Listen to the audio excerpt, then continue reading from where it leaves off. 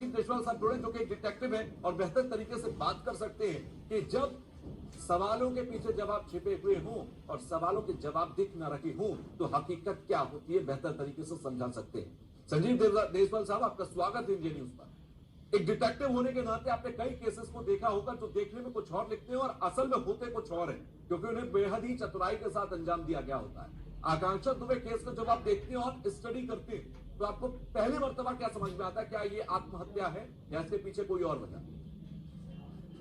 देखिए, इसमें कोई दो राय नहीं कि इस केस को भी हुए तकरीबन 9 दिन ही हुए हैं और ये बड़ा प्री मैच्योर होगा ये कहना कि ये अबेटमेंट टू सुसाइड है, मर्डर है या सिर्फ सुसाइड है, क्योंकि इसमें हैरान करने वाली बात यह है कि सीसीटीवी फुटेज जो ये कहती है उनकी डेथ से पहले 17 मिनट संदीप उनके कमरे में था। ये 17 मिनट क्यों था, ये एनालिसिस की बात है कि ऐसा क्या था कि वो 17 मिनट उसने ऐसा क्या किया, या उसने ऐसा क्या उसने हरकत की या उसने प्रेशर डेवलप किया आकांक्षा के ऊपर कि जिसके बाद हमें सुबह सुसाइड केस साफ दिखता है कि ऐसा हुआ कि उसकी हत्या हुई या मौत हुई। इस पे आज भी हम इस क्वेश्चन को लेकर बैठे हुए हैं। मुझे ऐसा लगता है कि इसमें कोई दो राय नहीं। अगर हम इन्वेस्टिगेशन के नजरिए से इस केस को देखें तो ये अबेटमेंट टू सुसाइड की तरफ जाता हुआ ज्यादा दिखता है, क्योंकि इसमें हुआ ये कि कुछ दिनों बाद आकांक्षा की अपनी एक म्यूजिक एल्बम आने वाली थी।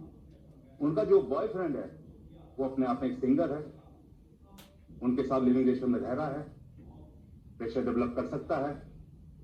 17 मिनट वहां रहने के बाद क्या उसने ऐसा मैसेज आकांक्षा को दिया जिससे कि आकांक्षा को लगा कि अब जीने से बेहतर मौत होगी, या फिर उस 17 मिनट के अंदर क्या अंदर रहने वाले संदीप ने ही उसको लटका दिया?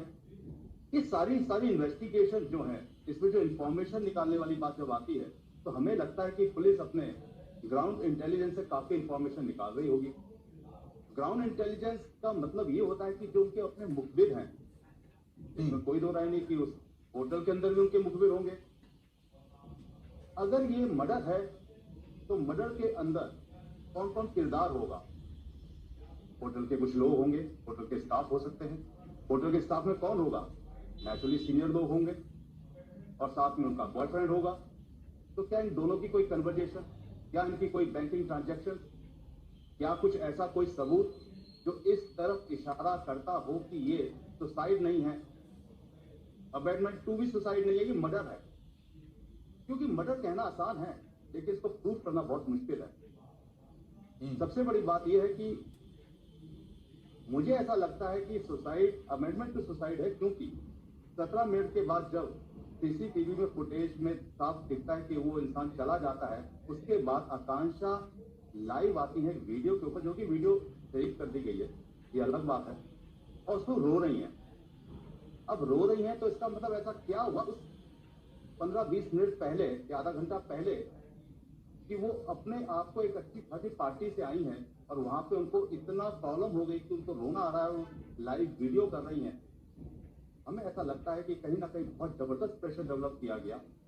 हो सकता है कि उनके म्यूजिक रिलीज को हो लेकर हो, क्योंकि उनका जो बॉयफ्रेंड है वो ऑलरेडी एक सिंगर है और उसने प्रेशर डेवलप किया हो कि मैं आपके म्यूजिक वीडियो को नहीं आने दूंगा, क्योंकि उसके ज्यादा कनेक्शन हो सकते हैं म्यूजिक इंडस्ट्री के अंदर।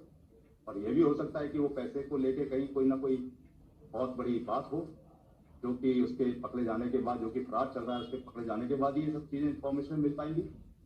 तो ये थोड़ा कहना जल्दी होगा कि ये सुसाइड होगा, अबेटमेंट टू सुसाइड होगा या मर्डर।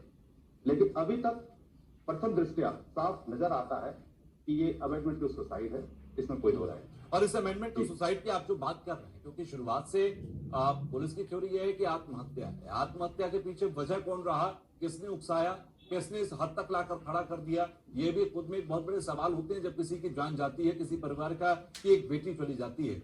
आकांक्षा दुबे की मां की तरफ से शुरुआत से ये कहा गया कि समर सिंह और संजय सिंह उसे टॉर्चर करते थे, लगातार टॉर्चर करते थे, और उस दिन के बाद से समर सिंह और संजय सिंह हमें दिख भी नहीं रहे। लगातार वो फरार हैं, लगातार उनकी तलाश चल रही है, लेकिन वो कहां है किसी को कुछ खबर नहीं।